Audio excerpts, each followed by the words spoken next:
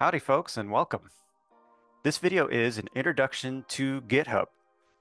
If you have gotten started with coding and maybe have learned a little bit of Git but haven't used GitHub yet, I highly recommend you watch this video just to get started with some of the basic things that GitHub can do for you, because it's really quite an amazing tool and it's free.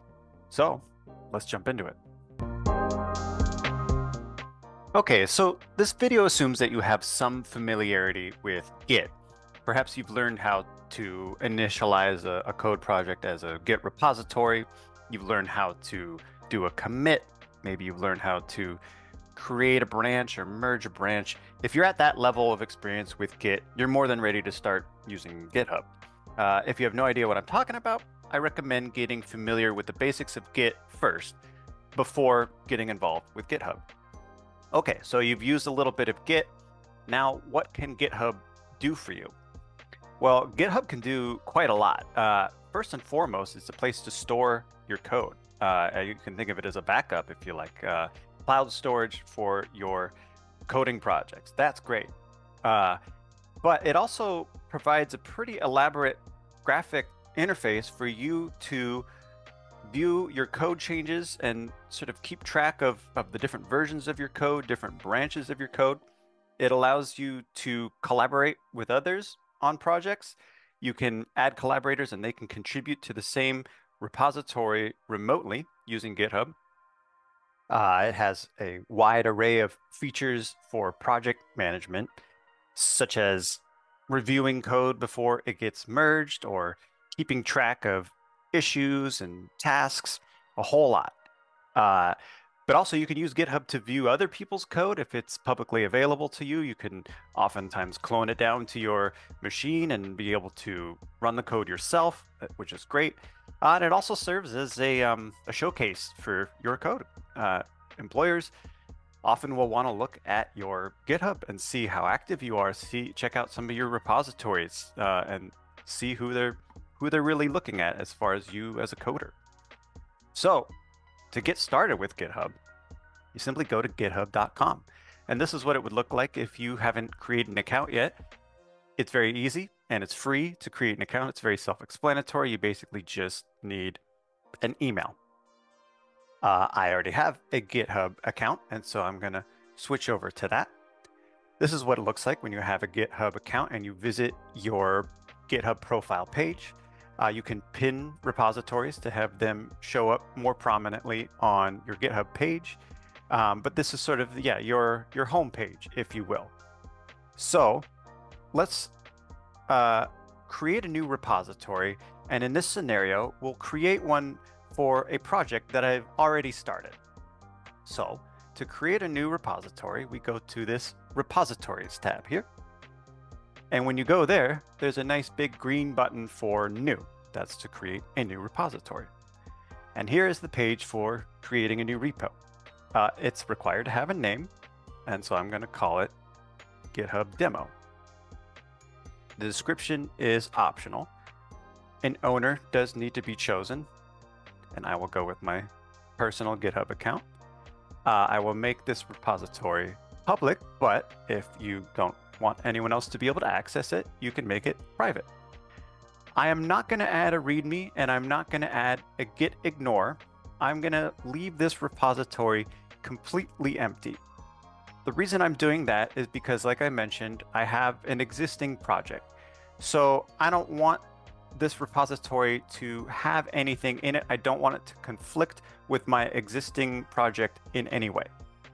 If I were creating the repository on GitHub as a first step, it might be a good idea to add a README so that the repository is not empty. And then you simply clone down the not empty repository, and it's nice and simple, and then you can start adding code to that project. But I'm going to go ahead and create this repository as a completely empty one. And when you create a empty repository, this is what the page will look like. It will give you some setup instructions.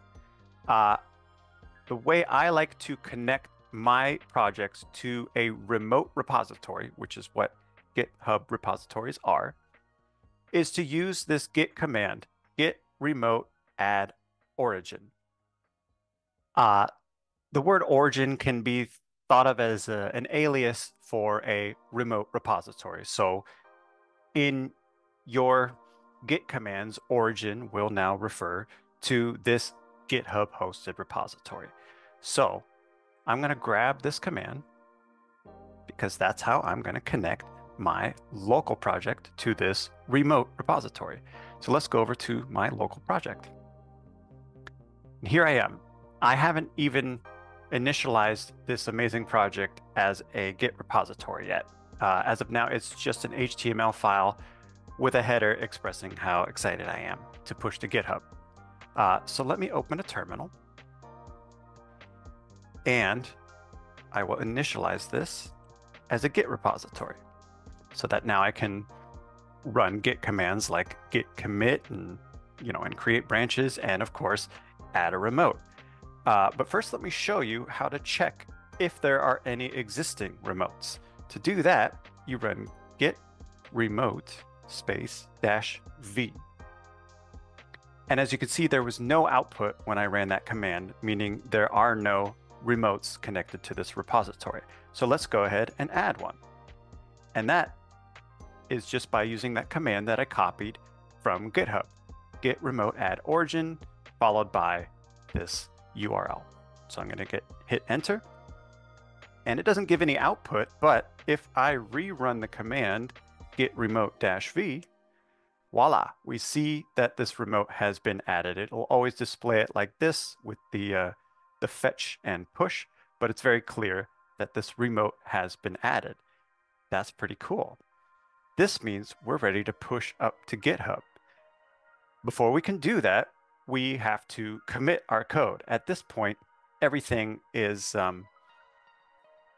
unadded. All the changes are not being tracked yet.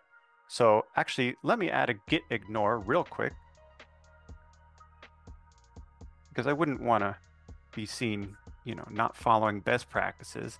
And I'm going to git ignore the .vs code. And I might as well git ignore .ds_store. And that's good enough for now. So the .vs code folder is no longer being tracked. That's great.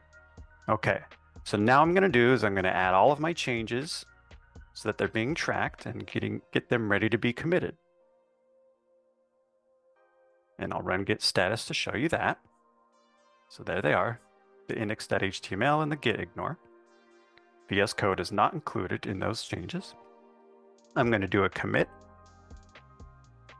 and I'm going to say added HTML. We'll just call it that. Great. So I run git status now. Nothing to commit, working tree clean. That's when you know that you're ready to push to GitHub. And the command to do that is git push origin followed by the branch you wish to push, which in this case is main. And if everything goes well, you should see this, and everything does look like it went smoothly. So let's go back over to GitHub, and we're going to reload this page. And notice it looks a little different now. We have this code button because now there actually is some code in our repository. And we can see my HTML file. Pretty cool. Let's go and make a change or two. I'll show you what it looks like when you make a change and add that to the GitHub repository. So maybe I'll add a second header.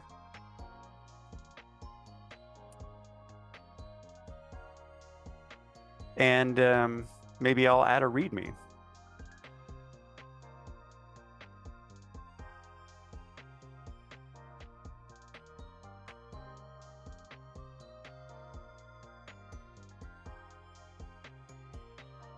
Okay, so I have more changes here. I have modified the index.html, and I've added a README. So let's go ahead and add those changes and commit them.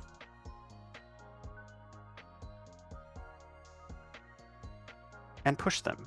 Git push origin main. Great. Back to GitHub. I'll reload the page, And now you can see there are 2 commits. So this is one of the great things about GitHub is you can view the commit history. So if we look at the first one, it shows us that these files were added.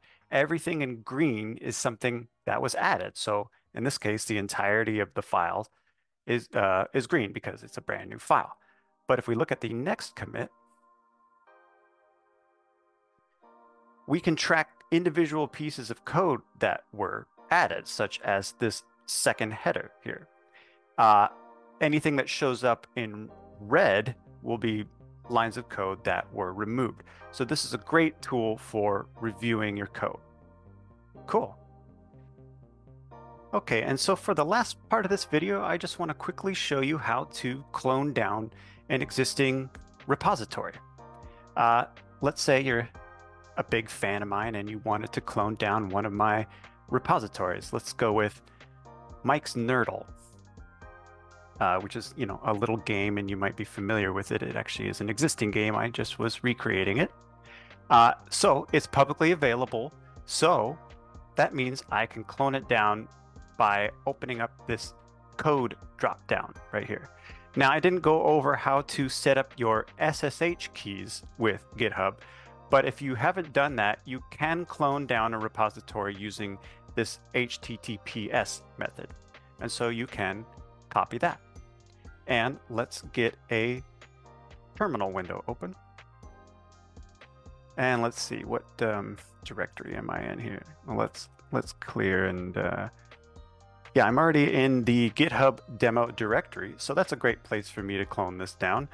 The command to do that after you've copied what needs to be copied from here is simply git clone space and then paste it in, and you hit enter, and it'll say cloning into followed by the name of the repository that you're cloning, not the name of the folder that it's going into. And now it's done. So if I go over to that directory, which is right over here, you see Mike's Nerdle is right here. And I can simply open it in VS Code, and voila, you have Mike's Nerdle's code right here on your own computer, and you can play around with it. That's a huge, huge thing. You can look at other people's code, you can experiment with it, you can do all kinds of stuff with it.